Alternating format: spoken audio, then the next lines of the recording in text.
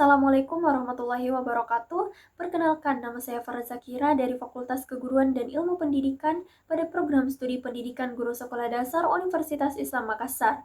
Pada kesempatan kali ini, saya akan membahas tentang pendidikan, pembangunan, dan tantangan global pada mata kuliah pengantar pendidikan yang diampu oleh Bapak dosen Dr. Wahyullah Alan Nasir, SPD MPD.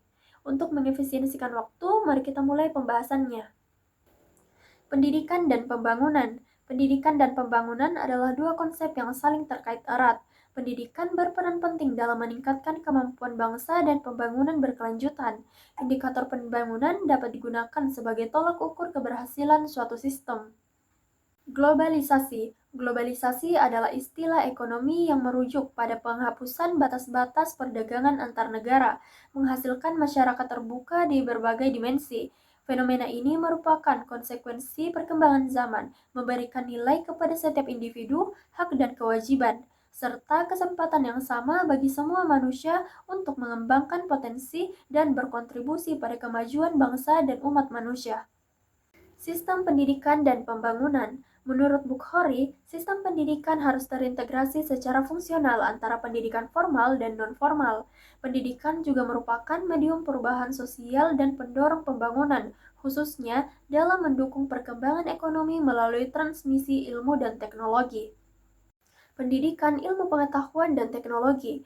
Ilmu pengetahuan dan teknologi atau IPTEK adalah pendorong utama pembangunan, meningkatkan produktivitas dan kualitas hidup, serta memperkuat daya saing negara. Namun globalisasi menghambat negara berkembang karena keterbatasan modal dan ketergantungan pada impor teknologi. Hal ini menyulitkan inovasi dan menjebak mereka dalam ketergantungan. Tantangan global dan posisi Indonesia. Globalisasi dan dominasi negara maju dalam teknologi menyebabkan negara berkembang seperti Indonesia berada di posisi yang tertinggal.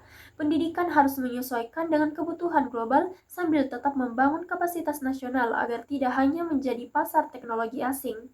Globalisasi mendorong kompetisi pendidikan yang lebih luas, termasuk hadirnya kampus asing, sistem kuliah jarak jauh, dan studi perbandingan mutu pendidikan. Sistem pendidikan Indonesia harus adaptif dan mampu bersaing tanpa kehilangan jati diri nasional. Perkembangan sistem pendidikan Indonesia. Sejarah pendidikan Indonesia berkembang dari masa kerajaan hingga masa kolonial dan kemerdekaan. Sistem pendidikan nasional mulai terbentuk secara terstruktur setelah kemerdekaan dengan partisipasi negara dan masyarakat.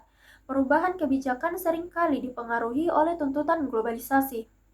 Solusi strategi perkembangan pendidikan.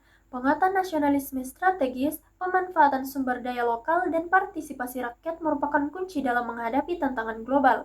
Pendidikan harus tetap demokratis dan akuntabel. Pemerintah perlu menjamin keberlangsungan pendidikan melalui kebijakan publik yang inklusif. Peran keluarga dalam pendidikan. Keluarga merupakan sumber utama pendidikan moral anak-anak yang sangat penting untuk membendung dampak negatif globalisasi.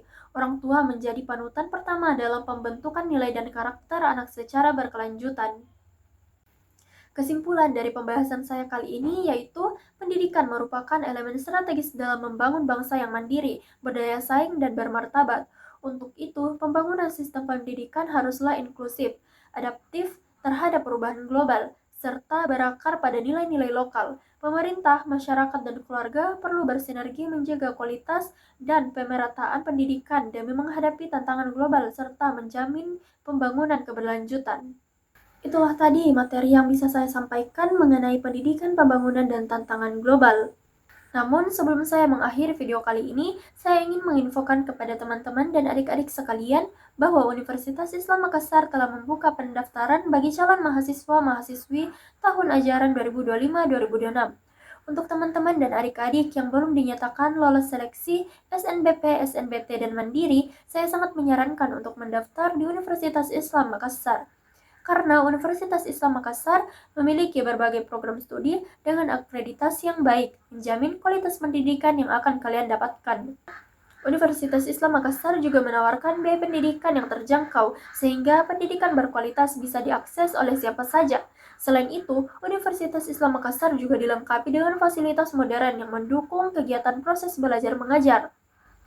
Untuk info pendaftarannya, teman-teman dan adik-adik bisa klik link yang ada di deskripsi.